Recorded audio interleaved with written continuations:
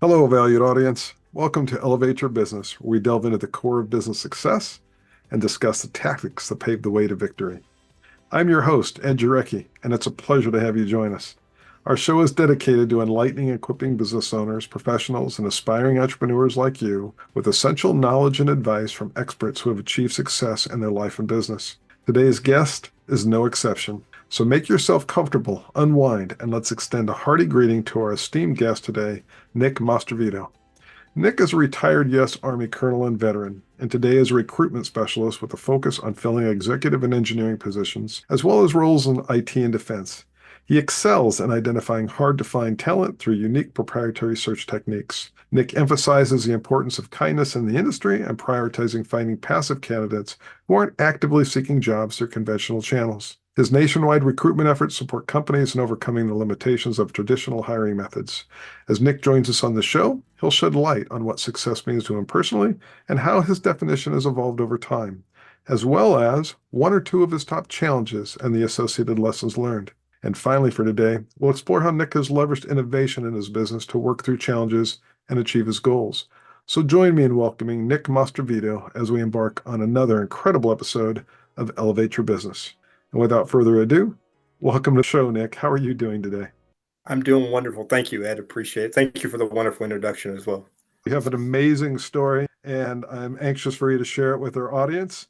And so to start, would you mind sharing a little bit more about yourself and your business?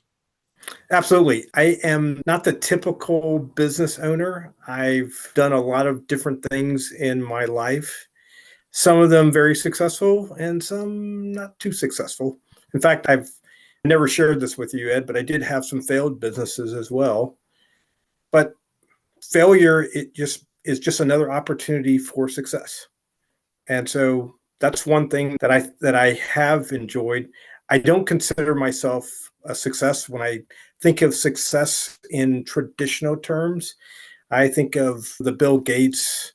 George H.W. Bush was a self-made man, and I don't see myself anywhere in that category. But I do see that, hey, I can be successful in my own version, in my own fashion. And I think that's what's critical.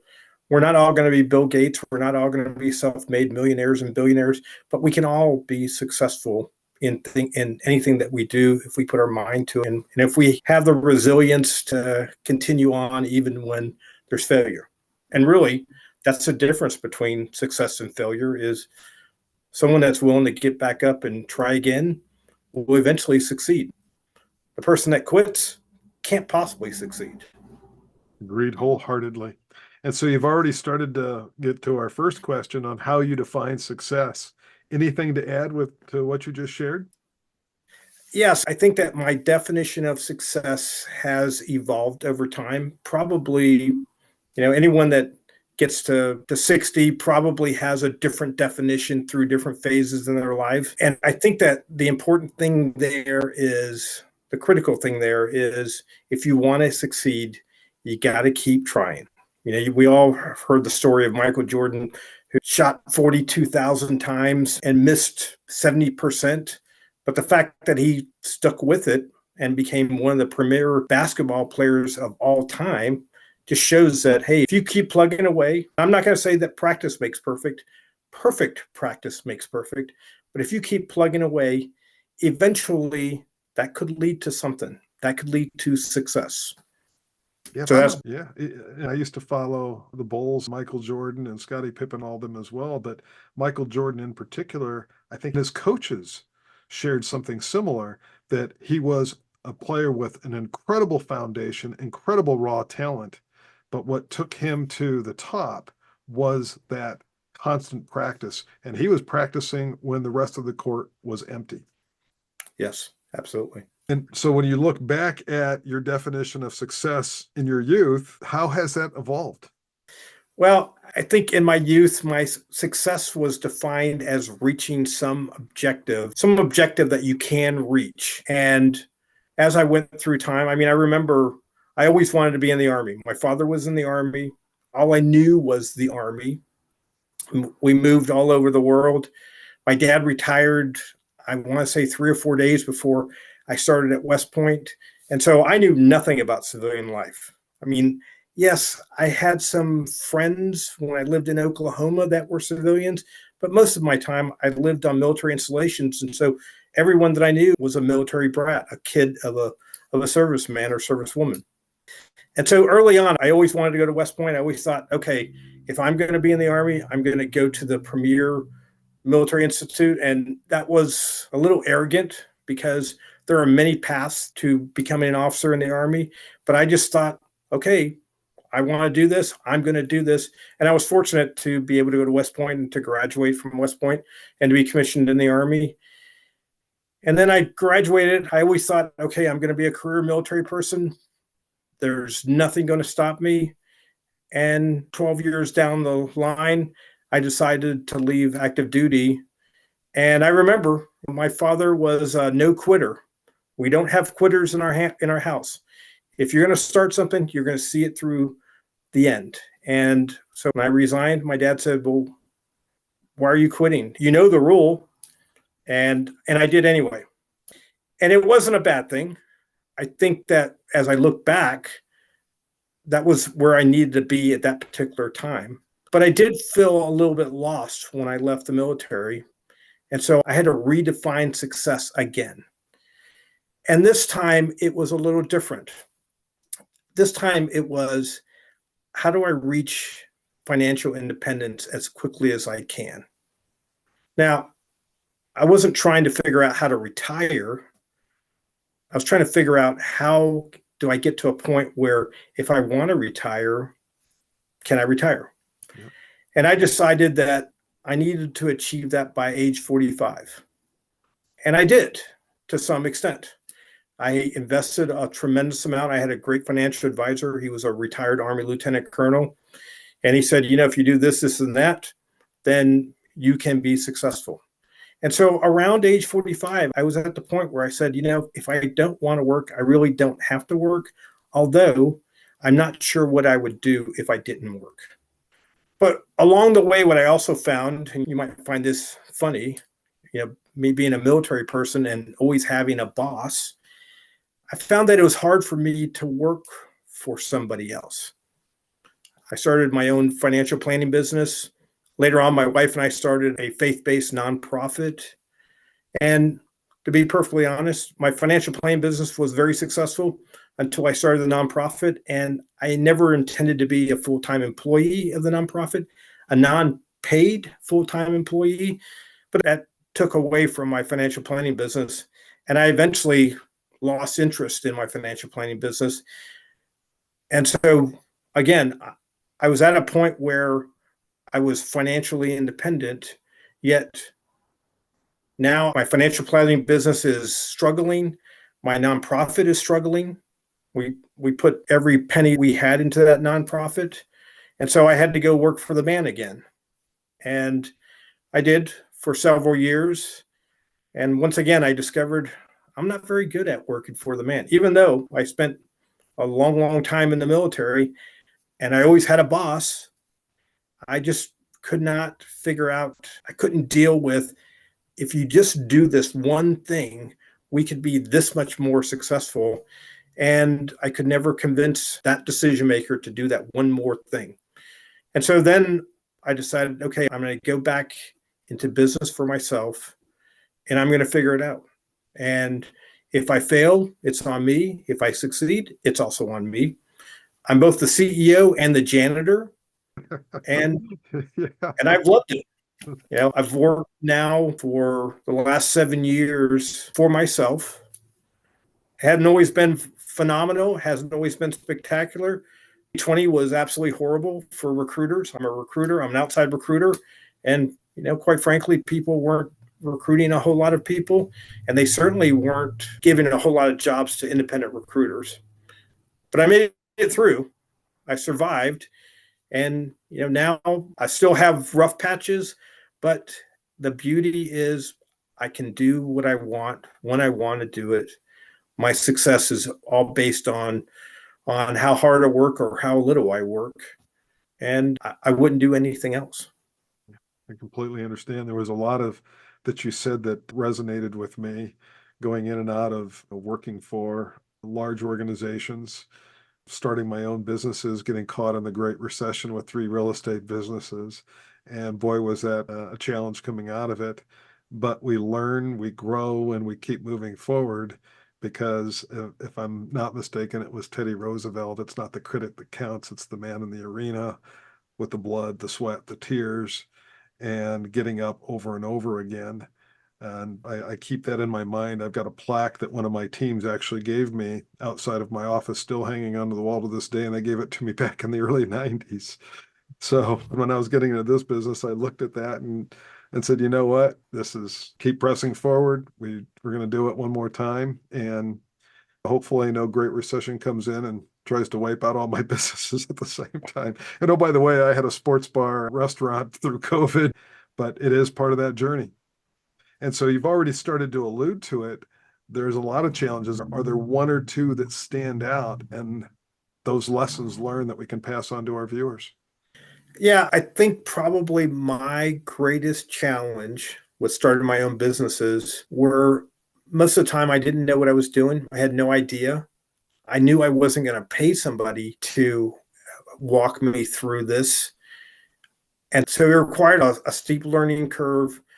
In some cases, perhaps finding good mentors and perhaps finding good professionals that could say, if you did this, what you will find is you'll succeed here. Because I didn't know everything. I still don't know everything. I still work with other professionals in different areas to say, hey, I really need some help in marketing, or I really need some help in some of my back office processes. And so finding good mentors and also employing good professionals can help smooth out those points. Most of us are really good at our business, but we may not be very good at monetizing our business. And so if you have a great idea, you've invented the best new mousetrap, but you don't know how to market it or who to market it to, having that great invention really doesn't mean anything. Most of my businesses have been service oriented businesses. And so finding clients that I can talk to, I just want to have a conversation. There's 1,000,001 recruiters out there. We all say the same thing. We all have a unique way of finding candidates, blah, blah, blah. Yeah. The difference I can say with my business is that I'm willing to try any hard job. I may not be successful. And I even tell my clients this. I'm like, hey, I might find this person. I might not. You may find him before I do. But what you'll get from me is I'm working for you 100% of the time. I'm working as hard as I can. I'm not going to quit until I have exhausted every possible means. And so, again, sometimes I'm going to be successful there. Sometimes I'm not going to be successful. But I'm not going to get to the point where I really don't feel like working this job. So I'm telling my client I'm working this job, but I'm really not doing anything because I've given up. And there have been times when I've had conversations with my clients to say, hey, look, I've presented everyone that I possibly can. If you don't like these candidates, I don't know where to find the next purple unicorn. So, either you look back at what you are who you're trying to hire, or, just expect that we won't ever find somebody to hire in this position. That's probably my greatest challenge. And that's probably my greatest learning, that if you think you know everything, you probably don't. And so for the areas that you don't be embarrassed that you don't know something. Find a mentor, find good professionals that can help you in the areas that you don't know so that you don't keep struggling. And that's one thing that I did early on was I was too proud to ask for help when I needed help. And so that affected how successful or how unsuccessful my business was. Very good feedback. Relative to innovation, everything that you do, it's national. So you're obviously using elements of technology. You mentioned the different type of support, back office support and stuff like that. How are you leveraging technology today to drive your business? Well, I love finding new ways to do things more rapidly, more efficiently. I I concentrate on pay activities. These are activities that are going to get me paid versus there are things that we have to do that are not going to get us paid. If I got to rewrite a resume, that's not getting me paid. So the time that I'm spending on rewriting a resume, I'm not actually looking for new candidates or perhaps new clients. So I'm always trying to find a way to do things better. And so I do quite a few demos, of new technologies. I've probably done 3 or 4 AI recruiting demos. I'll be very honest. I haven't seen anything that I'm overly impressed with. And one of my companies, I'm a franchisee of a recruiting franchisor, and they just bought into a large client development system, applicant tracking system that uses AI. And the AI is okay. It's just not developed to the point where, fortunately, where a robot can take over my job. That is Yeah. coming. I'm hoping that I won't completely see that, but that is coming. But I'm always looking to find easier ways, faster ways to do things, automate activities that I don't need to do. And then the activities that are very important, client reach out. There's a lot of automated systems out there. I've used some, and in some cases they've been okay, but not great. But I always try to put as much of a personal touch on a client reach out, and even to candidates. Sometimes, I'm looking for passive candidates. I'm looking for what we would call the level 3 candidate. The level 1 is unemployed, so they're desperate. The level 2 is employed, but they're not happy.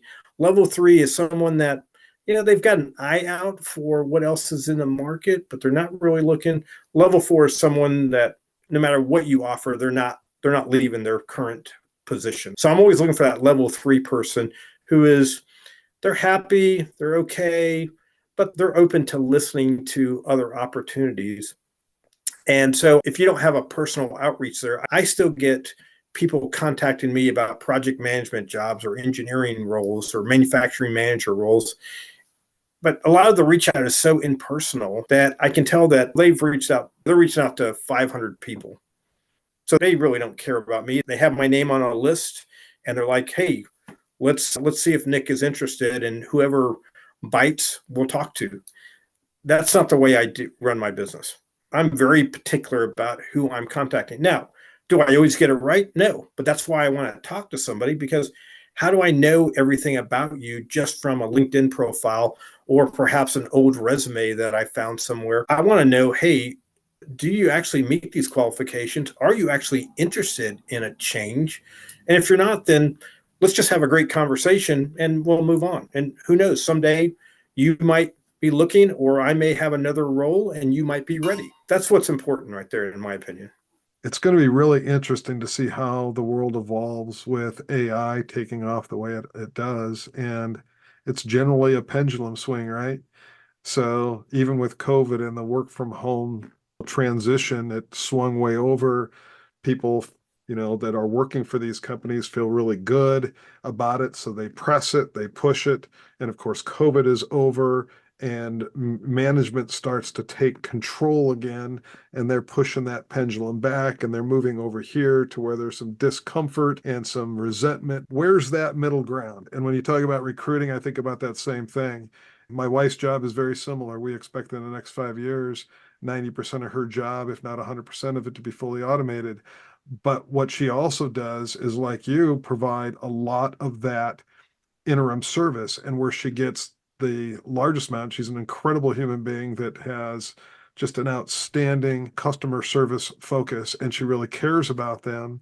So, where does that come in when it's AI? And when you're hiring somebody, how can AI do all of that? Even from an external consulting perspective, external hiring, there's still an element of human in there. Where that lands is going to be very interesting. And it's always going to evolve. So I don't expect it to land permanently, but I do expect there's somewhere in that pendulum swing some balance to it. But it's going to be really hard to predict where that balance is going to be. And I think it depends on where you're at in that arena. If you're on that AI front, producing all those new solutions, I'm pushing to automate everything. But if you're on this front over here, where you're performing a job on a manufacturing line, or you're doing what my wife does in the supply chain and transportation arena, or what you're doing, that's a different question. So I think it's going to be really interesting to see how this world evolves and what new opportunities come out of it, because that's always what happens, right? We've had technological revolutions many times in the past, and the world adjusts. What's that adjustment look like? Whoever can predict that with any accuracy, they should write a book, and they'll be very rich. Absolutely. Absolutely. So if there was one final takeaway for our viewers that you would offer them as advice for their consideration and their journey for success, their business journey, their life journey, what would that be? I think the one thing that I could say is be resilient. If you want something in life, unless you're just uber talented, you can't just sit back and expect it to come to you. You have to go out and get it. I can't tell you how many people say, well, I followed my passion. And that's great if your passion leads to something. But if you're just mediocre, then unfortunately, you're probably going to have to do something else to make something out of your life. So if you want something, go get it. Be resilient. If you fall, get back up. It's okay. We've all stumbled, we've all fell. But the difference is those of us that got up and continued to forge forward were successful. Those of us that sat back and said, I can't do this, probably not as successful and maybe miserable. Well, I think those are very wise words. I want to thank you all for joining us today, and a special thank you to our incredible guest, Nick Mastrovito, for sharing his insights, experiences, and business success tactics with us. We hope that this conversation has left you inspired and motivated to embrace the challenges of entrepreneurship with resilience, innovation, and adaptability. Remember, success comes in many forms, and it's essential to define it for yourself. Take the lessons shared by Nick to heart as you navigate your own entrepreneurial journey. Embrace change, seek out opportunities for growth, and always be willing to adapt to the ever-evolving landscape of business. Thank you once again to our phenomenal guest speaker, Nick Mastrovito, and thank you all for tuning in. We look forward to seeing you next time as we continue exploring the stories behind incredible entrepreneurs. Stay resilient and stay innovative, everyone. Have a wonderful day.